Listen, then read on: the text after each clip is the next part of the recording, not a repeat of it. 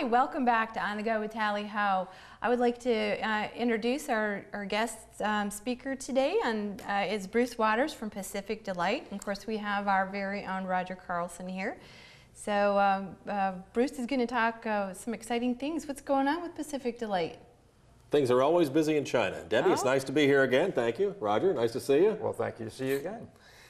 Anyway, so I represent a large China tour operator called Pacific Delight Tours. We've worked together many times with them over the past few years.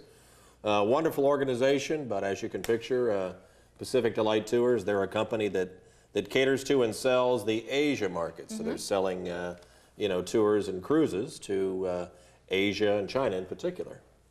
What are some of the destinations that you go to in China and the company itself actually is a company that does feature all of Asia. So when we look at Asia, Asia is a big market, of course, that includes not only China, which is probably the United States' most popular choice in Asia, but in addition to China would be Japan, Thailand, Cambodia, Vietnam, Singapore, Myanmar next year. So a big variety of Asian products, but China clearly is the #1 destination for the American market.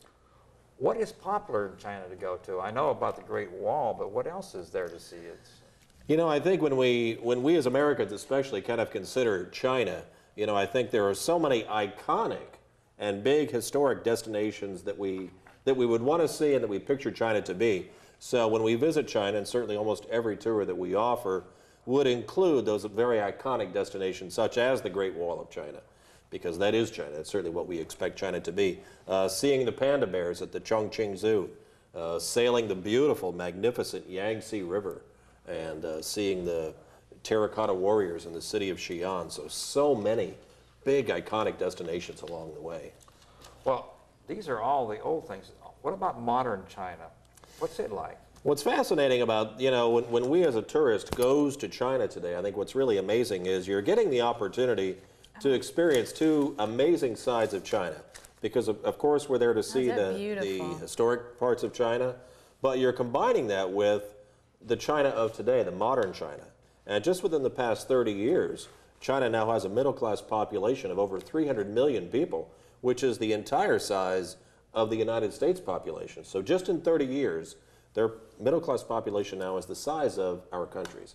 So you're seeing this country that's quickly on the move toward westernization and capitalization and merchants in the streets, and getting this opportunity to see this big country on the move toward their future. But you're mixing that with and blending that with all of these historic and very iconic sites along the way throughout your trip. Well, that really sounds great, but after I've seen China, what do I do next? Well, what a lot of folks do is, and it's the reason that we offer other parts of Asia, because typically China, as mentioned, is our first stop for the American market to Asia. It's where we usually go first. But after that, once they've seen China, they enjoyed China, they're then ready for the next step, which very often is either Japan or going and seeing Thailand, Cambodia, Vietnam, sailing the Mekong River, visiting the beautiful city of Singapore. So you've got so many other parts of Asia that they can enjoy and experience, but that's usually taken place after they've done their first big trip to China.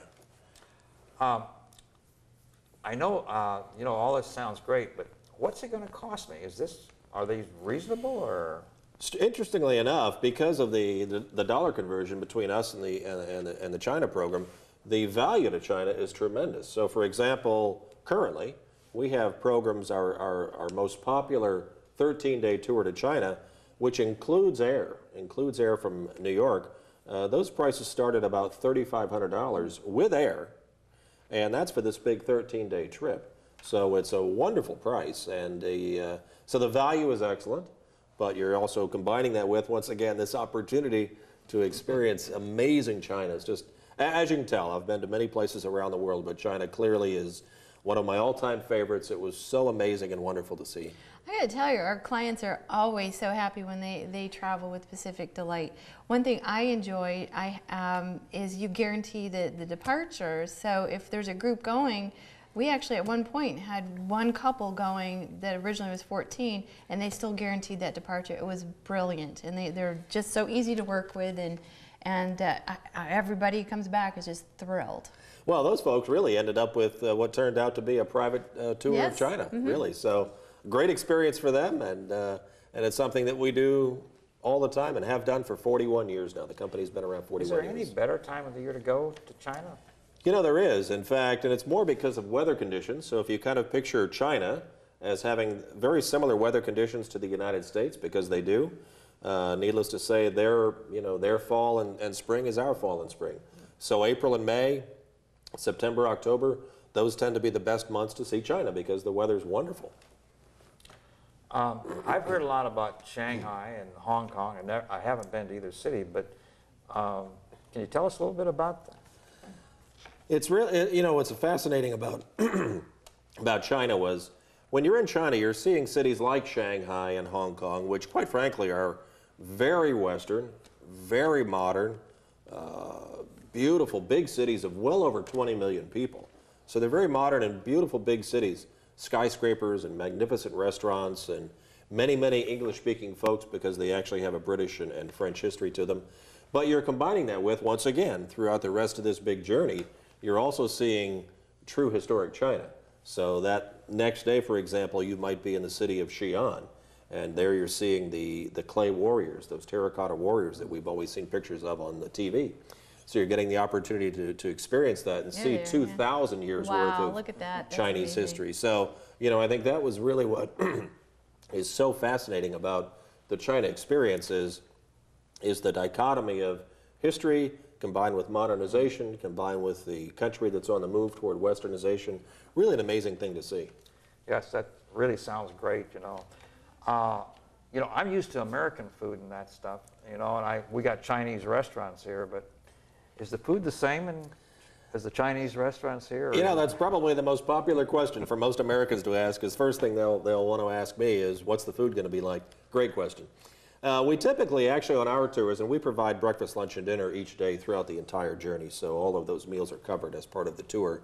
But breakfast is always a big American breakfast at the hotel before we leave, so it's all the typical American foods that we'd expect to see for breakfast.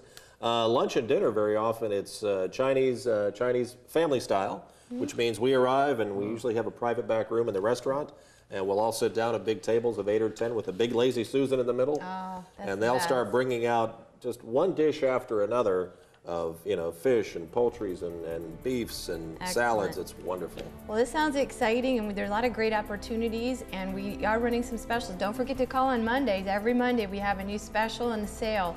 So we're going to be running another sale on this. Stay tuned next for AMA Waterways with Diane Kershey-Horan, and we'll be right back after this.